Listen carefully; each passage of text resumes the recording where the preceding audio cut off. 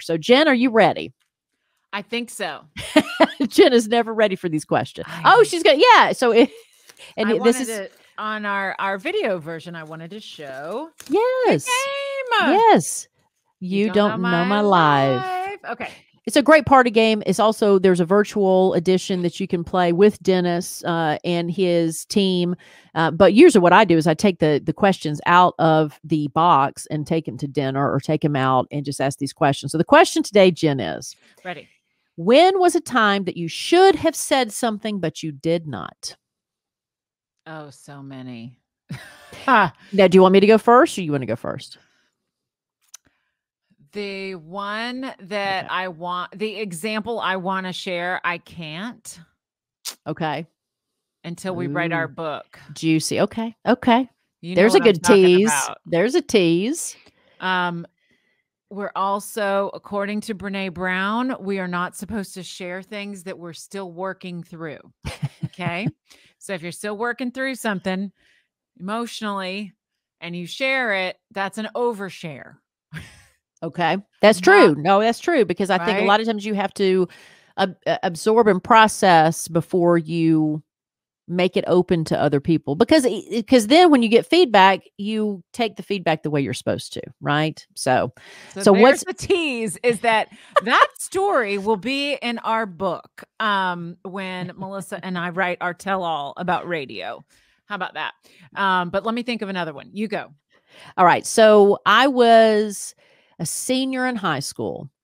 And at that point, I had already been in a relationship with a woman. So my first experience was with a woman when I was a junior in high school.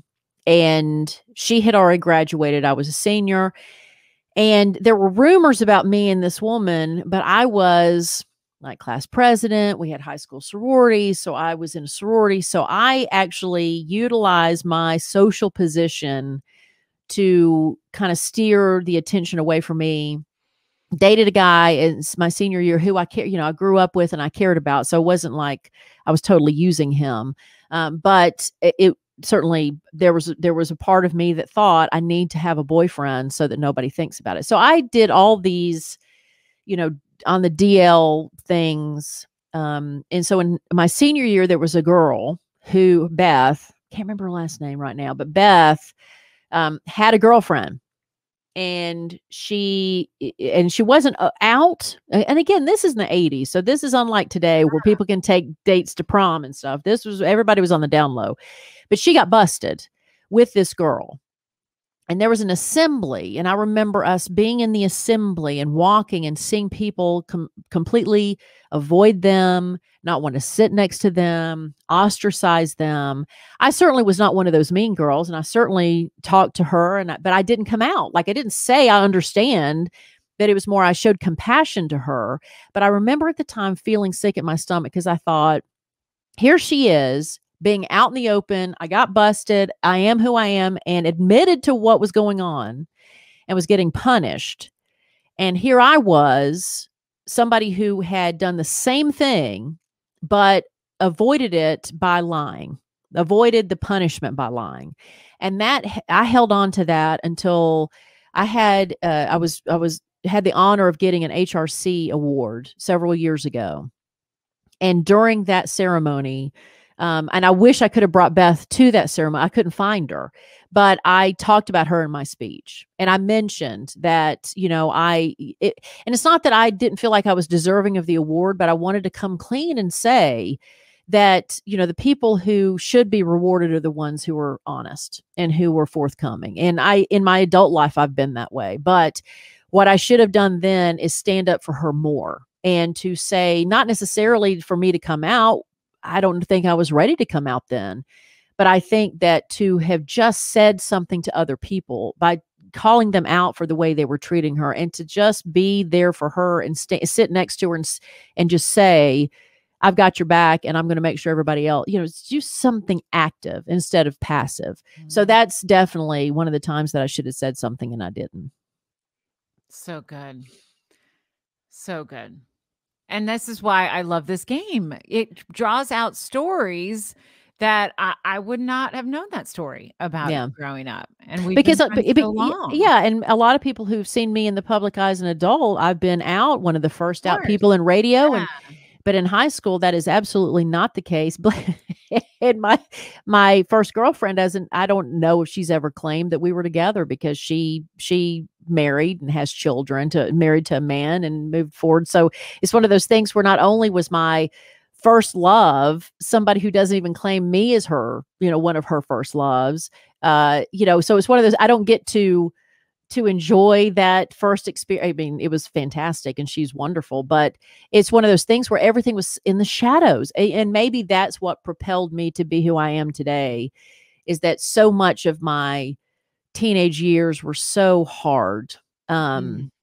And so alone. Like I didn't have a buddy that I could come out to. The people I came out to, one of my dearest friends, is somebody I came out to, but not till college, so when I was going through all those things, nobody knew, and I had to do it by myself. And so that's something that should never happen. Nobody should ever have to go through anything alone. So again, you take something bad, you make something good out of it. And I think my passion, as being out as an adult, has everything to do with the way that I grew up, which was not a fun experience. And I don't think you can blame your teenage self for not stepping up and saying something to Beth or being an active participant in that. The weight of the world was on your shoulders at that time. I mean, you Yeah. grew up in small town Tennessee. Mm-hmm. Gay was not a good word, Right. right? That was not a word that you wanted to be associated with in And that this is long time. before Ellen, long before the L word, Of long before. I mean, there was course. not. This was before. This was when it was. I'm not even You sure. grew Was up it still in psychology? Like at some point in psychology, being gay was a mental illness. So I mean, like I'm so glad that things have changed to where there's a little more exposure for young kids. But young kids still are scared to death, and young kids Sure. still feel isolated, but at least there's some kind of resources out there that I didn't have. But you got to forgive teenage Melissa. Yeah, Yeah. that's true. For You not being gotta, perfect, right? Like we said right. before, but yeah. Yes. But Yeah. you have to remember all the things that were going on in your life and juggling and forgive her. And I think that you coming forward, like you said, with that HRC dinner, or even so generously sharing the story now, is a way that you're making it right. Right. You're not taking that moment to the grave, right? Right. Exactly. You're sharing it, being vulnerable about it, and you're changing the course of it from sharing it and being honest. I can't beat that story. And Well, I'm not there's even not a gonna try. competition. You're not trying to beat this story. No, I mean, I don't even know if I have a story that can match it. And I'm so You tied don't up have in to my match it. This is not a comparison. I know.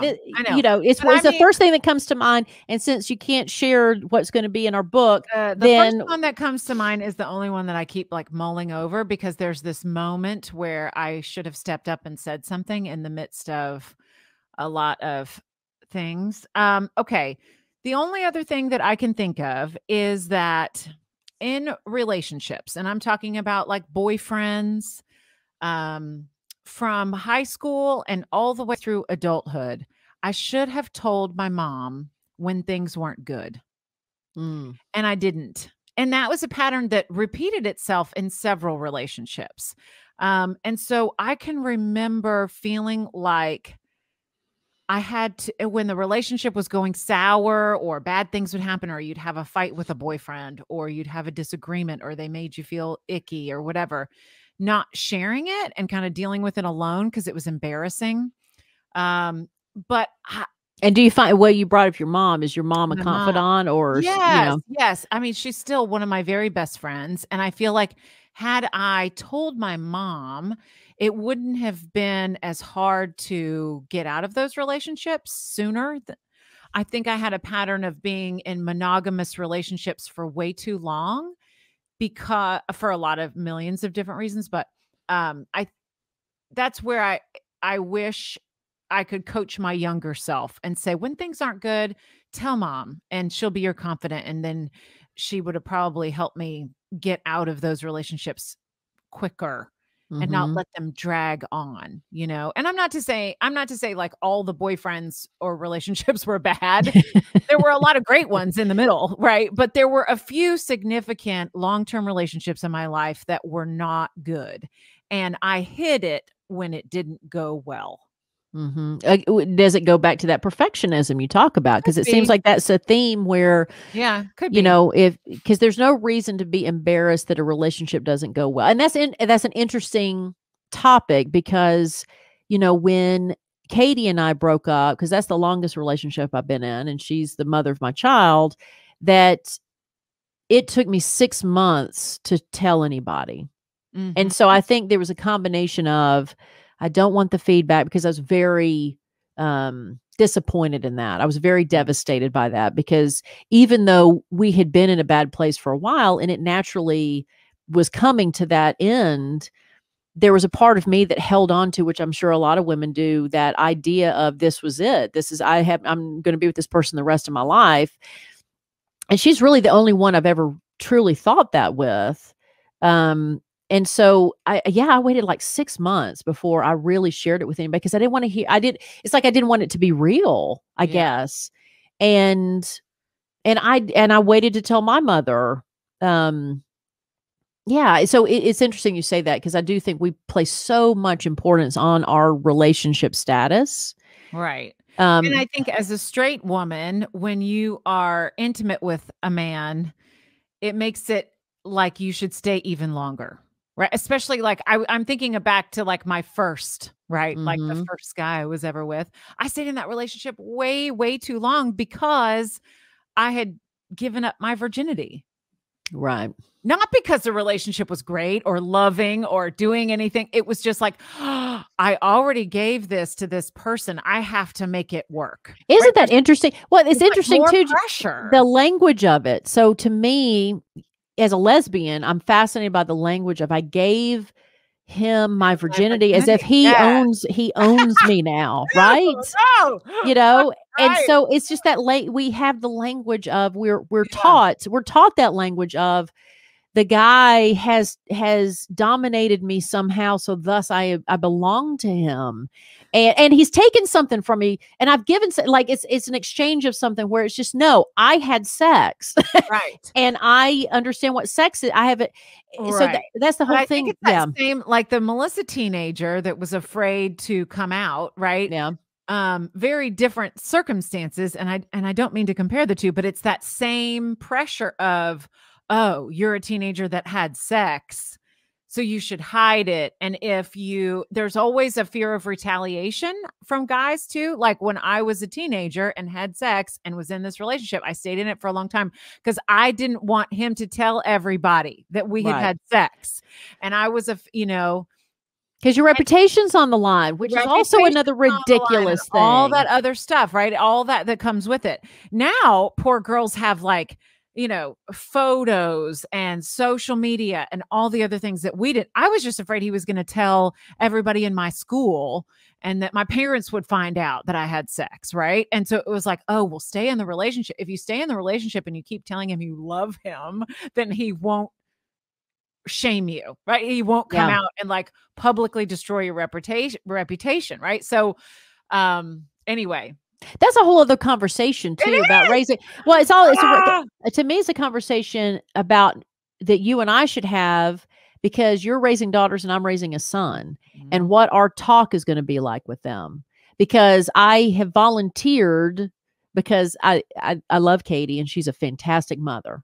But when it comes to uncomfortable conversations, and she'd admit this, that she's not the best. Like so she's already let me know you're having the talk with The him. talk, yeah. And the beauty of me having the talk with him is that I will introduce to him the other side of the coin as well. So it'll be a physical conversation, but you have to understand the reward system that you have and the reward system that doesn't exist for a girl, which hopefully that changes, but I can't imagine in 10 years it's going to be any different. Mhm. And so for him to understand to what happens in the social playing field of all this, like to show respect, to get what he wants, in a respectful way, but also to understand why there may be resistance to what he's trying to achieve, because nobody is going to shame him for doing what he wants to do, but they shame girls for doing what they want to do. So,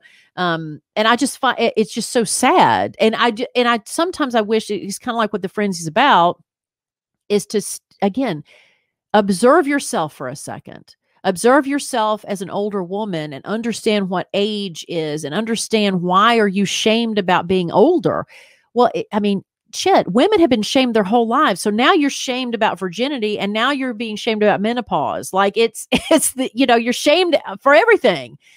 But the whole teenage sexual thing fascinates me, because here in our older years, who cares? Like I still in my mind when I date again, when I'm out of the house, but when I'm dating somebody, there's a part of me that still's like, well, I don't know if I want to have sex on the first date. And then I have to tell myself, Melissa, who cares? Like, why does it matter if you have sex on the first date? But in my mind, I'm thinking, well, I probably shouldn't do that on the first date. And so the rules that we all subscribe to. Yes, that are still there. Age, I'm an old woman. I can do what the hell I want to do. But for some reason, that's your mirror mantra right there. I'm an old woman. I can do what I want to do. And who cares what she thinks if I have sex with her on the first date? So anyway,